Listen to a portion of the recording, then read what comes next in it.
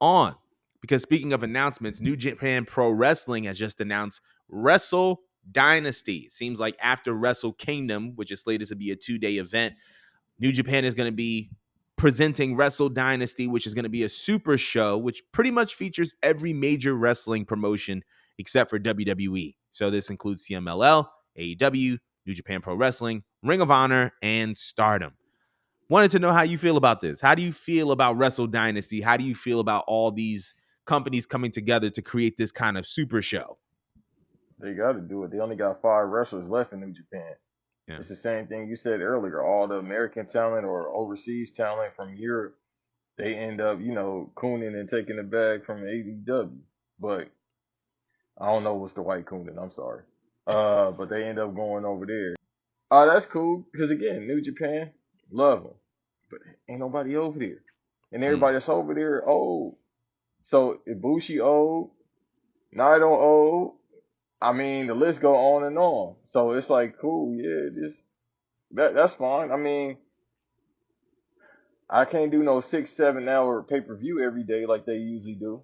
You know what I mean? Like with the New Japan when it's the tournament, um, love it again, but it'd be like, brother, I can't do 3 hour pay-per-views for a week straight. I ain't got that much time in the day. It's taking me 2 days just to watch 48 hours. I'm trying to watch these Eddie Murphy movies before I watch Beverly Hills Cop because I Right. can't stay awake. So I don't know.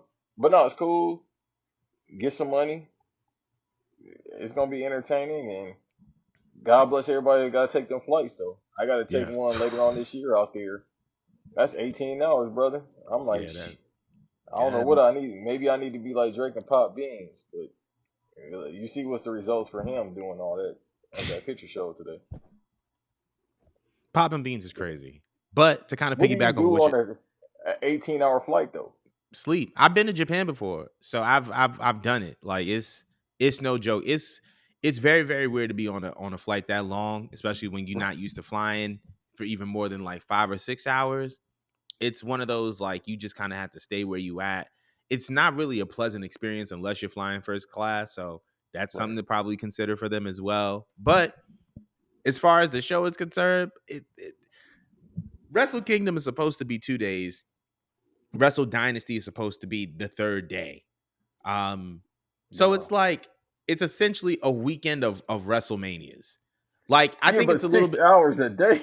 6 hours a day. I was gonna say that. I was gonna also say it's a little bit different than WrestleMania in the sense that WrestleMania is night one, night two. They've evolved to like 3 to 4 hours a piece, and then you have Monday Night Raw, right, which is a 3 hour show. Now, it's pretty similar in duration, off by like 2 to 3 hours. But I think that because of the severity of Raw compared to the severity of Mania, it gives viewers a break. If you're trying to do Wrestle Kingdom and then Wrestle Dynasty, which is essentially kind of a third day of Wrestle Kingdom, it's so much. And my biggest concern, while I think that it can be great, my biggest concern is are people going to be fatigued by the time Wrestle Dynasty comes? Because of if Wrestle Kingdom is their WrestleMania, that means that all stories are wrapping up. That means that all the big 5-star matches are happening around that time. I know that Bryan Danielson said that was one of the things that he wanted to do before he retired was to participate in a Wrestle Kingdom. So, is he even going to be if they're still doing this Wrestle Dynasty, is he going to be physically cleared to wrestle on January 5th, regardless of, which day he wrestles for Wrestle Kingdom. But I feel like there's going to be a lot of fatigue. I'm not going to drag it any longer, but I feel like there's going to be a lot of fatigue. And while this can be a money grab, I feel like it should be something that's maybe like a month or 2 months later, as opposed to something that's happening right after.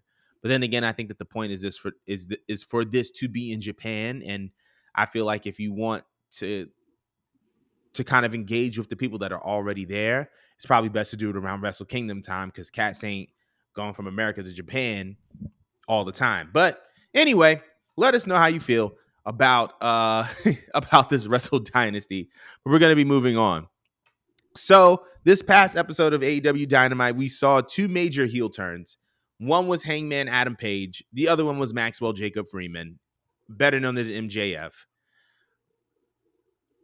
It's not concerning, but it is very, very interesting that both of these character changes happened one right after the other, considering the stories behind both of them. But I wanted to know how you felt. But yeah, let me know how you how you felt. Hey guys, thank you so much for watching the Culture 316 podcast. If you like what you saw, I'm gonna do that again. Ready? 3, 2.